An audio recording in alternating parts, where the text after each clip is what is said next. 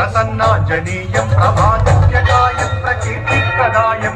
అది రామాయణ మహాయుద్ధం భీకరంగా సాగుతున్న శ్రీరామచంద్రుని సారథ్యంలో వానర సైన్యంతో విజృంభిస్తూ లక్ష్మణ స్వామి తనతో పోరాటం చేస్తున్న రావణుడి కుమారుడు ఇంద్రజిత్ తలని బాణంతో ఒక్క వేటుతో వేరు చేశాడు.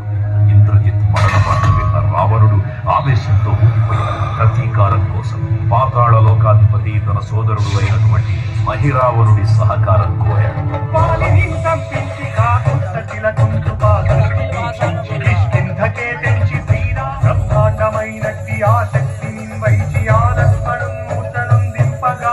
సీతామహాదేవిని తెచ్చి శ్రీరామునిచ్చి అంతన్నయోధ్యాపురించొచ్చి పట్టాభిషేకంబు సంరంభమయ్యున్నా.